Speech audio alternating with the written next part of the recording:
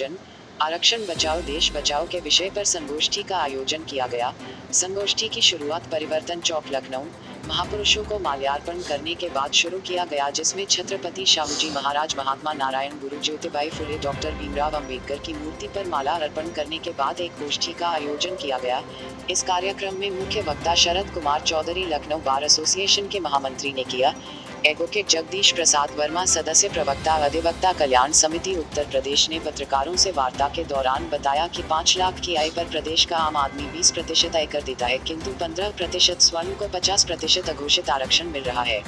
उन्होंने वार्ता के दौरान बताया कि सरकार डॉक्टर भीमराव अंबेडकर ने जो संविधान बनाया था, उस संविधान का वर्तमान सरकार पालन नहीं कर रही है, जिसका हम सख्त विरोध करते हैं। आज इस महासंगोष्ठी के बाद जो भी निर्णय होगा उस पर अधिवक्ता कार्य करेंगे। इसके लिए है, चाहे हमें धरना प्रदर्शन या अदालत में पीआई डालनी पड़े तो हम उससे पीछे नहीं हटेंगे। नहीं है, हम हर साल 26 जुलाई को आते हैं यहाँ पर अपने महापुरुषों को सम्मानित करने के लिए। और आज जो आने का उद्देश्य है वो ये है कि चूँकि अधिवक्ता महापंचायत हमने बुलाई है इस मुद्दे पर कि आज संविधान का सीधा उल्लंघन हो रहा है, वर्तमान सरकार कर रही है, चाहे वो केंद्र सरकार की हो और चाहे वो प्रदेश सरकार की हो।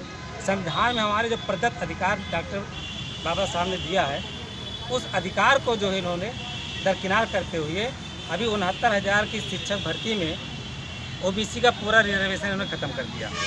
दूसरी चीज़ कि केंद्रीय पिछड़ा वर्ग आयोग ने शिकायत की है, राष्ट्रीय पिछड़ा वर्ग आयोग ने केंद्र सरकार से कि 2017 से नीट मेडिकल प्रवेश परीक्षा में 11,027 सीट जो ओबीसी की होती है 27% के हिसाब से, उसको भी इस गवर्नमेंट ने ओबीसी का कोटा काट करके, रिजर्वेशन काट करके और जनरल सीट कोटे कर दिया गया है।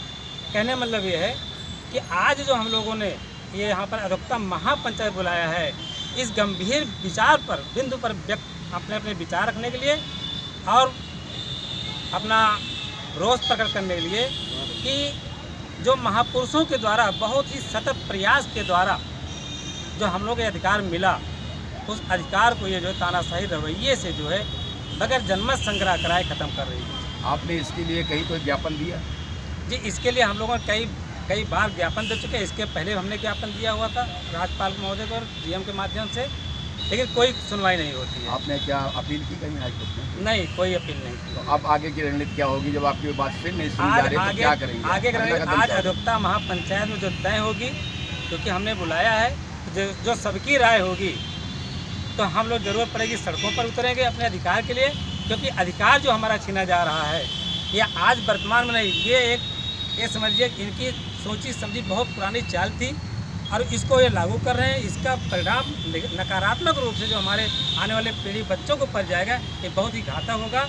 हमारे बच्चे बेरोजगार हो जाएंगे और दोबारा जो है फिर ये अधिकार हमको कोई दिलाने वाला नहीं होगा।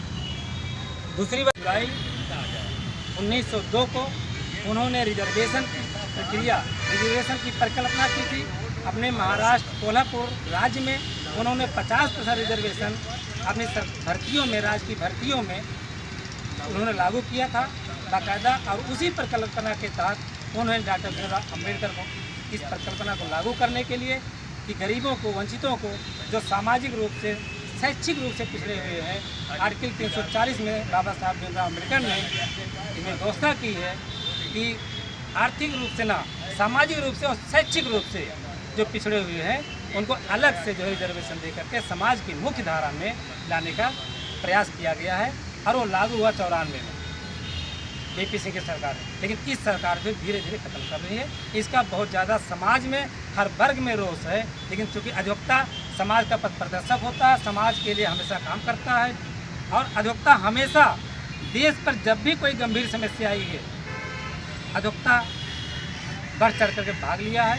स्वतंत्र भारत के बाद उस समय भी अधिवक्ता ही आगे आया था, और चाहे सरदार वल्लभ भाई पटेल रहे हों, चाहे डॉक्टर भीमराव अम्बेडकर रहे हों, चाहे डॉक्टर राजेंद्र प्रसाद रहे हों, चाहे जवाहरलाल नेहरू रहे हों, चाहे महात्मा गांधी, ये सारे बैरिस्टर थे। आज हम लोगों का परम कर्तव्य है कि आने वाली पीढ़ियों का हक और अधिकार दिलाने के लिए अगर हम अधिवक्ता सड़क पर नहीं उतरते हैं तो अब आने वाली पीढ़ी हमें कभी माफ़ नहीं करेगी। एक नारा हम लोग ले लीजिए, आरक्षण बचाओ देश बचाओ, आरक्षण बचाओ देश बचाओ, आरक्षण बचाओ देश बचाओ।